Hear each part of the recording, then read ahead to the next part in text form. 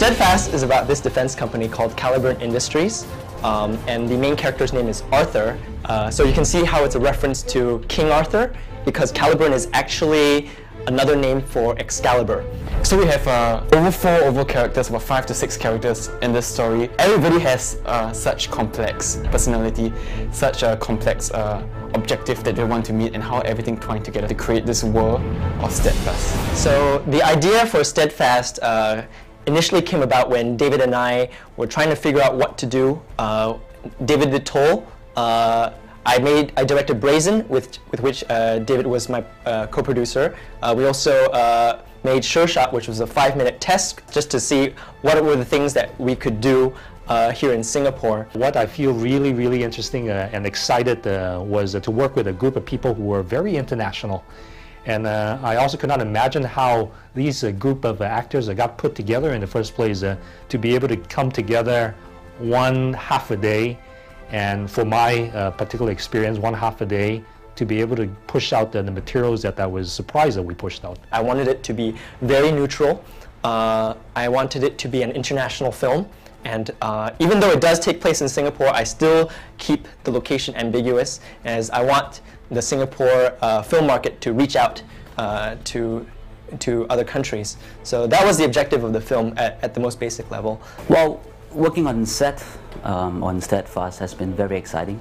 The film is 35 minutes long, over 35 minutes, and it's been a real challenge because of the budget, well, the small budget. Everyone's taking on so many roles, not in the film, but doing a lot of things as well behind the scenes, on set.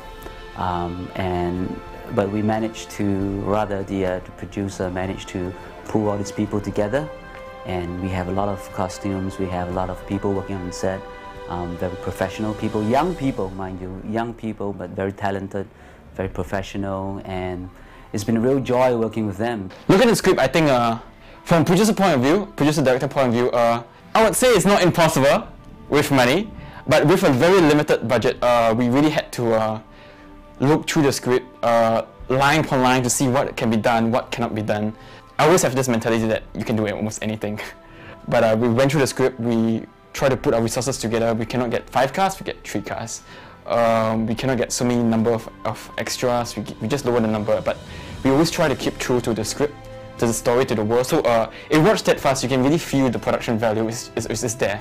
We do not want to lower it in any sense. Production value is very high, as I've said earlier, and I think this has a lot to do with the Canon cameras that were used during the shoot, and there were quite a few that were shot simultaneously, and I think that also allowed the process to be pretty seamless, and for the matching of the scenes to be very close in terms of the timbre and the general feel of the film, that it wasn't hectically put together, and that again is a production value, and one of the things that, as I said, really makes this one of the best that I've seen around. And I just saw the preview, and I can tell you, it's awesome. It's unbelievable, and I had great fun working on this film.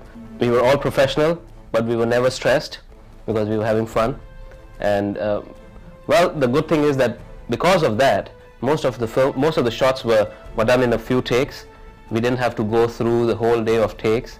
And that was a good part. The directors, David and Linus, they really have vision, and they know what they want. In their mind, they have this idea of how the scene's going to be shot, and they can translate and communicate that to the people, to the actors, to the cast, and we were able to pull it through. And we also have a lot of advisors, the tech team, teaching people how to break into the room, and weapon handling, and also we have people, fight coordinators, teaching us how to fight. Like every week we would actually have to go down to like the esplanade, to the basement, start beating each other up under Val and Edwin, and they'll just keep telling us, okay, hit here, hit here, hit here, and there were times where we actually accidentally end up hitting each other. When we go on set, it's a different environment altogether, and it makes it even more challenging. So there on the spot, you have to really impromptu and really go for it.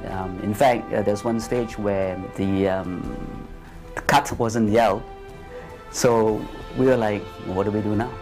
But we're still doing our set, and then we just started really fighting one another, and there was like real punches landing here and there. He got hit, Drake got hit, I got hit, and I fell back, hit the back of my head, bruises everywhere. Giggles tend to be contagious. If one actor laughs, the other would as well.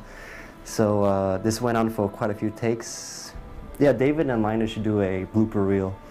It should be very interesting. Yeah. Looking at the first cut, I'm really pleased because I see this perfect balance between drama and action. It may be more focused on the plot and less so on the character development, but I still feel that throughout the film, the actors really hit home certain dramatic moments that I'm just completely blown away with. It's been really interesting, so many cars involved, the guns, the weaponry. I mean, we have, I think, the motorcade, and we have like, I think at one day, this big gun scene, we have like at least 25 people on set, just the cast itself, and it was crazy trying to coordinate everyone. And as usual, it's hot as whatever, and everyone's dying in the heat. But yet, we did it, and it was really good. Give me cover. Got it. He's a stubborn fool. If he cannot be swayed, he's of no use to us. It's your call, but we recommend to try and bring back order. Order? You call this order?